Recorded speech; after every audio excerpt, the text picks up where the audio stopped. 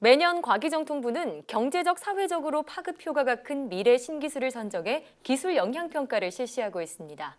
지난 13일 공개 토론회가 열렸었는데요. 올해의 주제는 바로 바이오 인공장기 기술이었습니다. 네, 오늘 사이언스 매거진에서는 이효훈 IT 칼럼니스트와 함께 전자기기를 활용한 바이오 인공장기에 대해 알아보겠습니다. 자, 어서 오세요. 안녕하세요. 네, 자 오늘의 주제 바이오 인공장기. 이 바이오라는 말에는 생물이라는 표현이 들어가 있는데 예. 인공장기라는 뜻은 또 기계적인 느낌이 있단 말이에요. 네. 이게 서로 접목이 되는 것 같은데 바이오 인공장기가 어떤 건가요?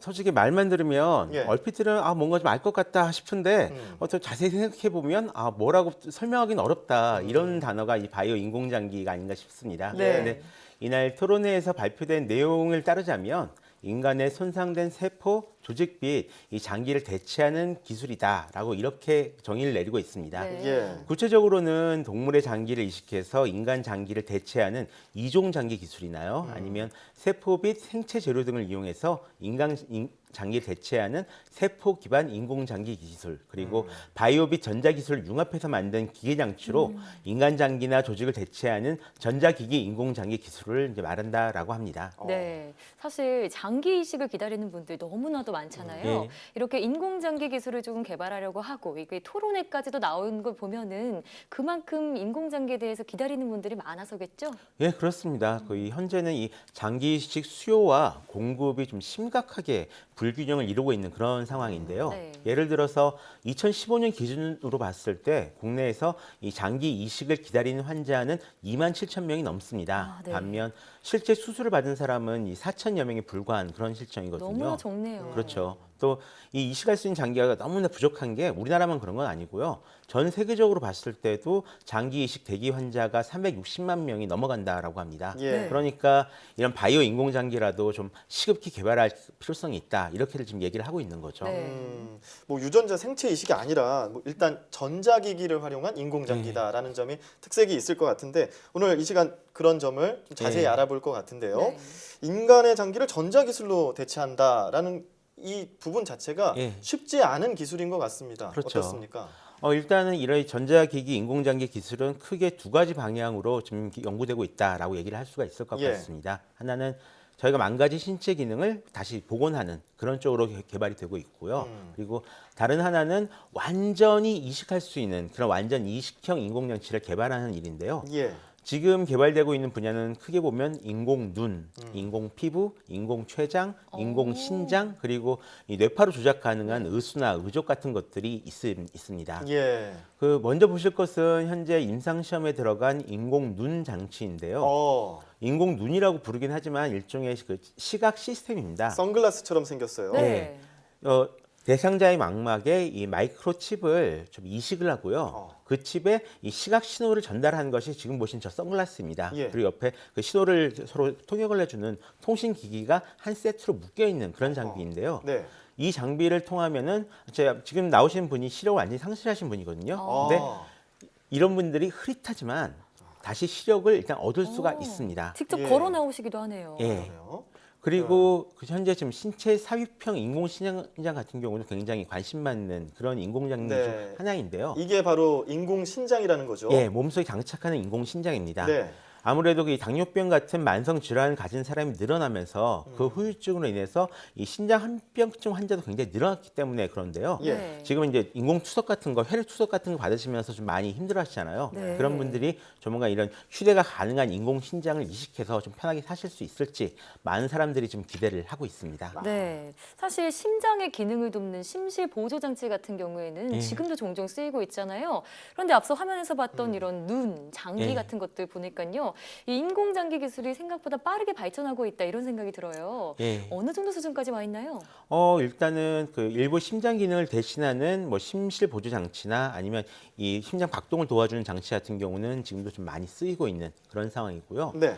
이 전자기기 인공장기만을 놓고 본다면 굉장히 많은 분야에서 이미 이용이 되고 있습니다. 네. 예. 주로 장기 이식을 하기 전에 또는 일시적으로 기능을 대체하거나 아니면 보조해주는 그런 역할로 지금 쓰이고 있는 상황이고요. 네. 기술 수준 자체는 자체는 미국이 가장 높습니다. 네. 그리고 그 뒤를 일본, EU, 한국, 중국이 좀 따라가고 있는 그런 모양새인데요. 한국도 어느 정도 수준에 올라와 있군요. 솔직히 말씀드리자면 기술 격차가 좀 나는 편이기는 합니다. 예. 네.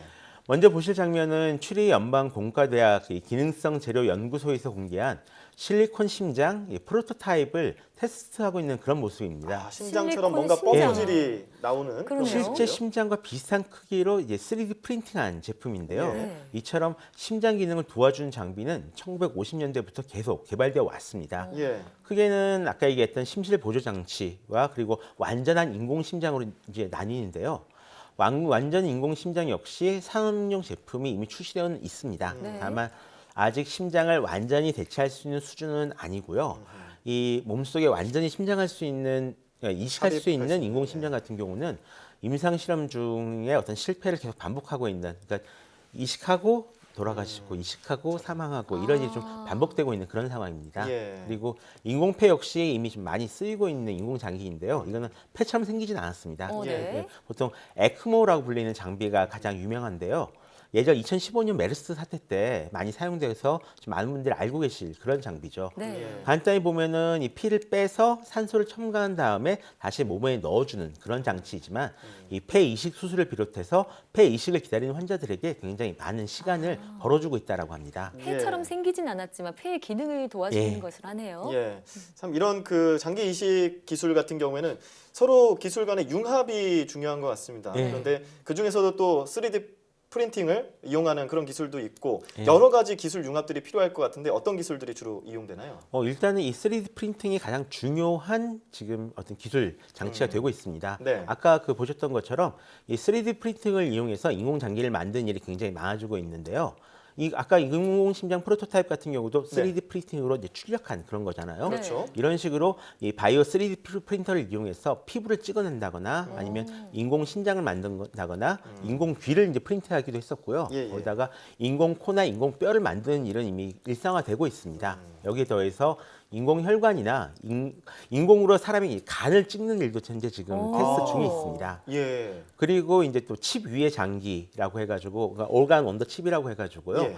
이런 이름을 가진 기술도 최근에 좀 주목을 받고 있는데요. 장기에 마이크로칩이 들어가나요? 아니요, 칩 위에 생체 조직을 찍어내는 겁니다. 아하. 그래서 테스트용으로 사용할 수 있게 되는 거죠. 네. 최근에는 이 심장 근육 세포 조직을 프린트해가지고 칩 위에 심장을 만들어냈다라고 하는데요. 네. 앞으로 이 기술을 활용하게 되면 동물이나 인체 실험 없이도 새로운 약물이 좀 생체에 미치는 영향을 관찰할 수 있고 테스트할 수 있다라고 하고 있습니다. 네. 지금 말씀 듣다 보니까 인간의 장기도 그게 무엇이든 간에 원하는 대로 만들어낼 수 있겠다 이런 예. 생각이 드는데요. 그런데 혹시 윤리적인 문제가 있을진 않을까요?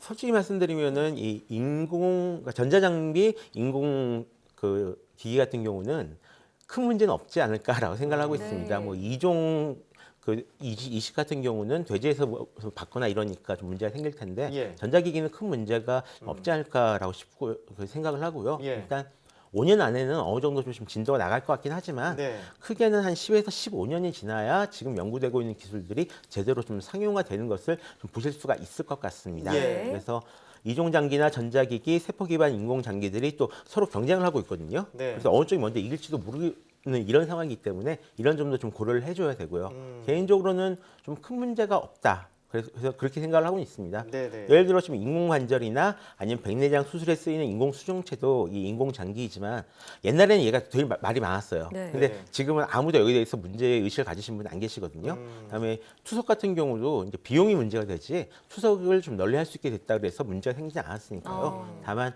이 황우석 사건 같은 일을 저희들은 아직까지 좀 똑똑하게 기억하고 있기 때문에 아직 좀 충분히 항상 주의는 해야 될 것 같습니다. 네. 예. 자, 아까 장기 이식에 대한 불균형 문제 예. 또 이야기를 하셨는데 사실 이 장기를 정말 절실하게 이식받길 원하는 분들에게는 이런 인공장기 기술의 개발이 빠른 시간 이용될 수 있도록 개발이 잘 됐으면 하는 그런 생각도 해보게 됩니다. 네. 지금까지 IT 칼럼니스트 이효훈 씨와 함께 전자기기 인공장기에 대해 살펴봤습니다. 오늘 말씀 고맙습니다. 고맙습니다. 고맙습니다.